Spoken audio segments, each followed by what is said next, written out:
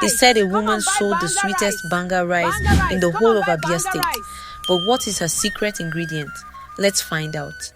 In a small village in Abia state, the smell of Banga rice did not stay in the market. It drifted through the village like a spirit, soft, sweet, impossible to escape. It haunted their mind and stayed inside their memories, demanding something in return. People said once you smelled it, you would return no matter how far you went. Madam Zaynab was a woman nobody could ignore. She was plump and well-shaped, with soft arms and heavy hips that moved gently when she walked. Her dark skin shined like fresh palm oil under the sun, and her face always carried a calm smile that made people feel safe. She dressed neatly, spoke softly, and laughed easily. She sold Banga rice, and everyone said her food was the sweetest in the whole area. To the village, she was not just a food seller, she was comfort. Her shop sat at the center of the market like a throne. From morning till evening, smoke rose from her pots. The red stew bubbled slowly, thick and shiny, releasing a deep, sweet smell that made grown men swallow saliva like children. Madam Zaynab, this your rice too sweet. Now God hand there inside. People said daily, rain or sun, hunger or no hunger, her shop never stayed empty. People traveled from nearby streets just to eat once. Some even borrowed money just to buy one small plate. Older rice sellers started to complain. This woman must be using juju to cook. No food fits sweet like that on its own. Yes, but no one could prove anything because Madam Zaynab is loved by everyone. Even the village chief came to eat from her shop. I hope you like my Banga rice. I love it. But still, there was something strange about Madam Zaynab. No one had ever seen her eat her own rice. I have never seen you eat your food before. I really don't like rice. She had two young girls helping her, Rahina and Safia. Rahina was young, round-faced, with kind eyes and a gentle voice. She believed Madam Zaynab saved her from suffering. Madam Zaynab is a good person and she is like a mother to me. Rahina always said. I see, Madam Zaynab must be an angel to you. She never suspected anything. Safia was different. She was slim, dark and quiet, with eyes that missed nothing. She talked little, but thought deeply. When others laughed, she watched. They helped her fetch water and serve customers. One afternoon, Safia noticed something odd. Whenever she washed the big pots, she saw red stains that refused to wash away. She told Rahina, but Rahina said, Forget it, Safia. Maybe it's just palm oil. Rahina, I feel something is not right. But Safia's mind didn't rest. She also noticed that on these 3 strange days, the stew for the Banga rice already cooked this early morning. Before they get to the shop early in the morning. One evening, after all the customers had left, Madam Zaynab called Safia and Rahina and told them, I want you to go home early today. I will wash the bowls myself. Yes, madam, we will do as you have said. We'll be taking our leave now. Rahina happily left, but Safia paused. I have seen Madam Zaynab do this before, sending us home early on certain Her heart nights. told her something was not right. That night, she pretended to go home, but hid behind the shop. The market was empty and quiet, her heart beating fast. After some time, Madam Zaynab opened the door to peep outside to see if there was no one outside. She went back inside and locked the door. Madam Zaynab began to hum a slow song. Safia peeped through a small hole in the window. What she saw made her shiver. Madam Zaynab stood behind a big black pot, whispering strange words. After some few minutes, she pulled out a pad and dropped it in a bowl with water in it. She washed the bloody pad inside the bowl of water. She chanted softly while stirring the water with her fingers. The water turned red. Madam Zaynab poured the bloody water into the Banga rice stew she was preparing, whispered strange words while stirring the stew.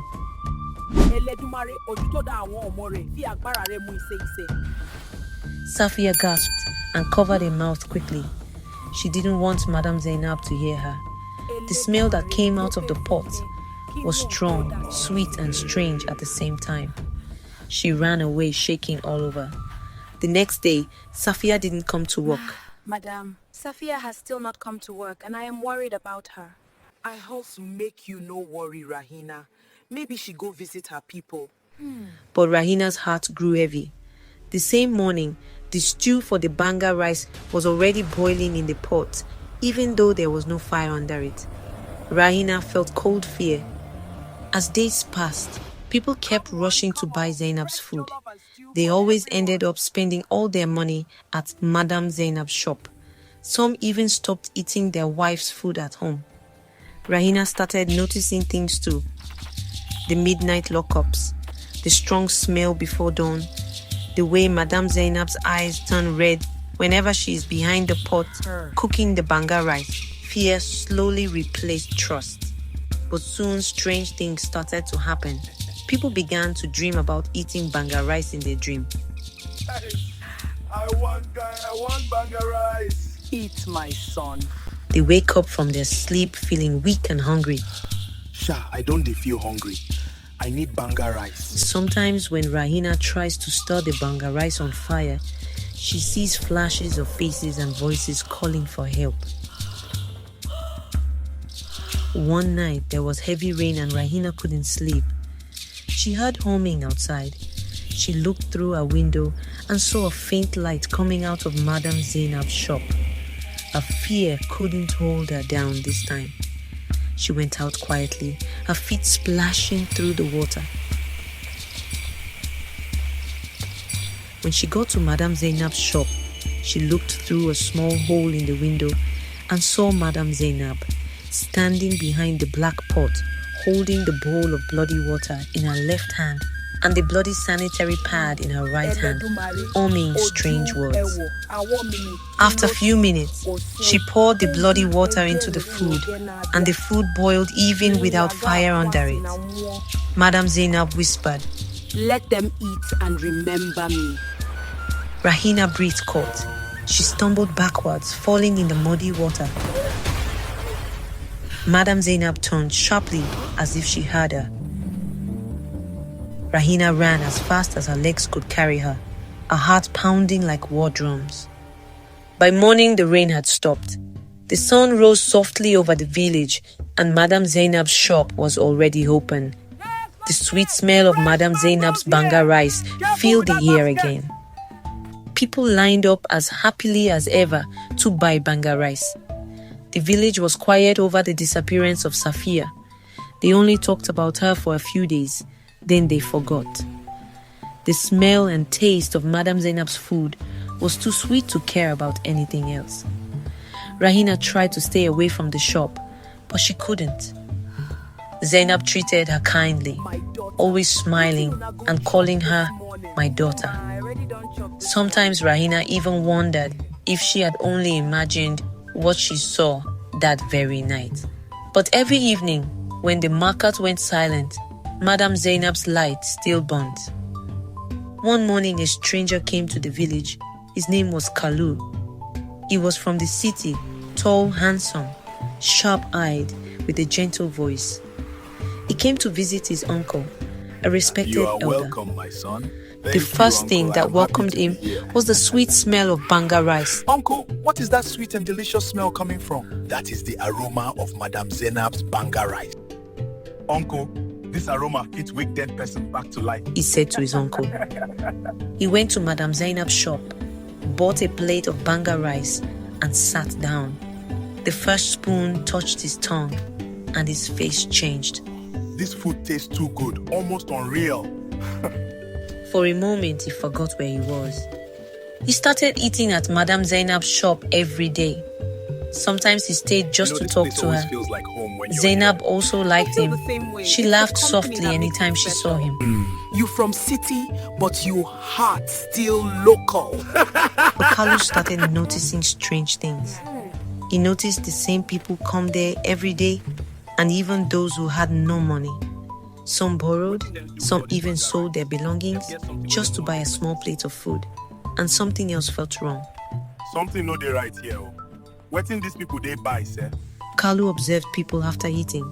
They became quiet, dull, and almost drained. His instincts warned him. One night, he walked past the market late. From afar, he saw Madam Zaynab's shop glowing faintly. He thought she had gone home, so he went closer. He heard her voice low. He saw her shadow through the wall, dancing slowly as she stirred her pot. Something about the way the shadow moved made his skin crawl. He quietly stepped back and left. The next morning, he told his uncle, Uncle, something about Madam Zaynab is not normal. We have all felt it, my son. But everyone is too afraid to talk.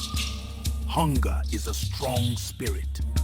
When people find food that fills their soul, they no longer question how it's made. Kalu decided to watch more carefully. One evening, Kalu asked Rahina about Safia. Rahina, what happened to Safia? Rahina slowly looked down, her hands shaking. Safia saw something she shouldn't have. After that night, she vanished. Madame Zaynab said she left, but I don't believe it. Kalu became more curious. The market was quiet and the moon was full. Kalu hid behind a mango tree near the market. Around midnight, Madam Zaynab came out, wearing a red wrapper, carrying a small oil lamp. She looked around carefully, then walked towards the back of the market, where the bush met the stream. Kalu followed slowly, his heart beating fast. At the stream, Madam Zaynab knelt down beside the water and started to whisper strange words. The air became cold and the water glowed faintly red. She pulled out a pad from under her wrapper and squeezed it into the water. As the blood touched the water, she smiled and whispered, "River Mother, bless my food. Let them eat and never stop." Kalu's eyes widened in shock. He stepped on a dry stick and it cracked loudly. Zaynab froze. "Who is there?" she asked sharply. Her eyes glowed faintly in the dark. Kalu ducked behind the tree holding his breath. Zaynab looked around for a while, then laughed softly and said, Curiosity go feed on her one day. before walking away into the shadows. When she was gone, Kalu ran to his uncle's hut. Uncle, I saw her. Wetin be the problem, my son? Why una dey look so trembling like una don't see ghost? Uncle, I saw her doing something evil at the river. He said, trembling. Make you no go near her again. We need proof, something the people can see. Then we will get it. From that night, he and Rahina began to plan secretly, watching every movement Madam Zaynab made. Neither of them knew it yet that the night Madam Zaynab would be caught, everything would change in the village forever. People still eat Madam Zaynab's food, but whispers have begun to spread. Weak bodies and strange dreams, Kalu couldn't rest. He knew if they don't act fast, things will get out of hand. Each night, Kalu watches Madam Zaynab shop from a distance, seeing her enter and leave like a spirit. One morning, he met Rahina near the stream. She looked pale and scared. Rahina, please tell me the truth. Exactly what you saw. Kalu said softly. She broke down in tears. "She put something in the food. I saw her with my own eyes." Kalu's face hardened. Can you prove it, Rahina? "I will try." That night, Rahina hid inside Zaynab's shop, holding a small phone. She shook out of fear as she pressed record. Madam Zaynab sitting behind the black pot, humming again, sweat on her face. She pulled out a bloody used pad under her wrapper, and without hesitation, she squeezed it into the stew for the Banga rice. Without fire under the pot, the stew glowed red and began to boil, her eyes half closed, smiling like she was possessed. Rahina nearly screamed, but she stayed quiet until Zaynab left. Rahina grabbed the phone and ran to Kalu's house, her heart racing. When Kalu watched the video, he couldn't believe what he saw. This woman is evil. Uncle must see this. They showed the video to Kalu's uncle. We must show this to the village elders. The next morning, Kalu's uncle led both of them to the village elders and showed the video to them. We must act fast before it gets out of hands. This woman is evil. The village elders secretly called a meeting and planned how to catch Madam Zaynab red-handed. They arranged with the village guards. That night they hid in the market behind some of the stores. At midnight, Madam Zaynab began her rituals. She brought out her bloody pad as usual, humming strange words. She began to squeeze it into the food. Let them eat and never stop eating now. The guards rushed in and grabbed Madam Zaynab. I beg, make una they leave me. I go give una anything una they want. I beg, make una let me go. I go do anything una they want. I dey beg. After they caught her red-handed, they played the video before all the villagers, and they gasped in horror. The elders brought Zaynab to the market square. Una think una go fit shame me? Without me, una go starve for hunger inside. The elders demanded the truth. You tell us the truth now, or else the worst thing will happen to you. And made her carry a pot of Banga rice on her head, and the people threw sand at her.